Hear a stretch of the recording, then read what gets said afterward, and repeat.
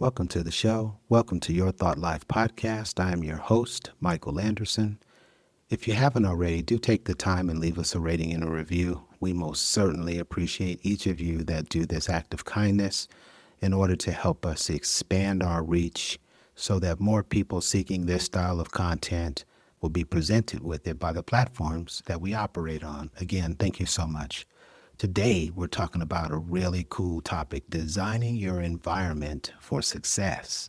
Here's a surprising truth that most people never consider. The average adult makes tens of thousands of decisions every day, and many of them are driven by cues in the environment rather than a conscious choice. Your phone placement, lighting, even the sounds in your space all nudge your brain towards certain types of actions. So today, we're going to design those cues on purpose so that your environment quietly pulls you towards success while conserving your energy and willpower. This is why your environment matters so much when you're in need of motivation. In cognitive psychology, there's a principle called cue-dependent behavior. And what this means is your brain learns to associate specific sights, sounds, and locations with specific actions. See your phone and your thumb unlocking it. Sit in a clear desk and your mind settles into focus faster. This is not about willpower. It's about subconscious wiring. And when your environment is aligned with your goals, your brain defaults to better choices with a less degree of effort. Here's the science in like 2 sentences. Willpower is a finite resource, while context reliably triggers habits through automatic routines. If you want predictable progress, you have to change the context that surrounds you, and you will change what you do without a fight. Here's how we do this. Start taking notes. I want you to start with a simple audit. Look at one room where you spend the most time. Ask yourself 3 questions. What in this space makes the next right action easy? What in this space tempts me into distraction? What can I move, remove, or add to make the progress the default? Keep this fast and practical. If you see a TV remote next to your books, you already know which one wins after a long day. If your task list is tucked away, but notifications are front and center, distractions are going to win. Remember, our aim is to reduce distractions and other environmental components that don't set us up for success. Your brain loves what it can see. So put your running shoes by your bed at night. Place your water bottle next to the keyboard.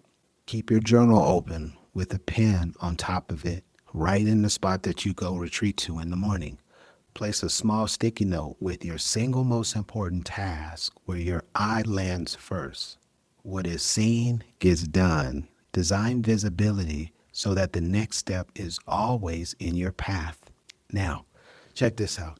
This is a little bit different, but I want you to hang with me for a minute. Are part of your environment. Yes, people. So share your single most important goal for the week with a trusted accountability partner. Work alongside others who are focused and positive, even if it is a virtual coworker. I have an EA, and my EA is an AI agent. So I do a lot of chit-chatting with my AI agent. If you're a solopreneur and you don't have a VA or an EA, you can use this method as well.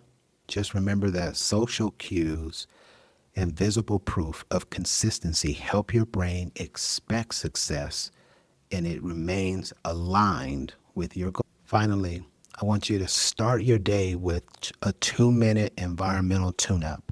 So clear your whole desk. I know there's some of you out there, you've got neat piles and you know where every single thing is. Clear your desk. Set the first task in the center. Fill up your water bottle, Put it in its location right where you can see it if your eye glances a little to the left or to the right, so that it's literally in the environment close to the center. Open the document or your notebook that you need, or the associated application that you need to complete the task. No matter what crosses your mind, no matter what pops up, write that down in your journal so you don't forget, and so you acknowledge to your mind that you understand that's important to your mind right now, and you'll get to it. But the task at hand is that thing you put in the center, and that is the goal. And so once that is complete and you have done what you needed to do, I want you to shift gears. I want you to think about an evening routine now. I want you to end your day with a 2-minute reset. Tidy up the space. Lay out the first visible cue that you need for tomorrow. Place any distractions out of sight. Put them in drawers, put them in cupboards, whatever the case may be. Because your future self will thank you and your brain will drop into flow state that much easier. Remember, we're setting up our environment so that we can have a greater degree of success with effort. I think if you're able to do this, you're going to be able to achieve that. Like everything we do, it's not a one and done. This is a set of practices that you're going to continue doing until they just become a part of you.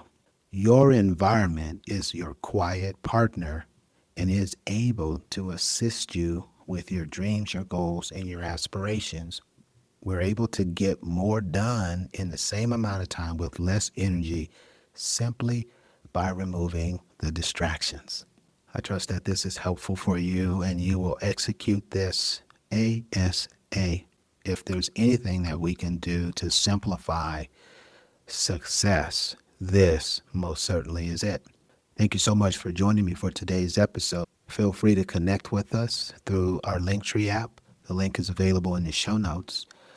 I'd like to remind you that you are enough, you can do it, and you are uniquely equipped to realize your goals. Until next time, take care and keep designing your environment.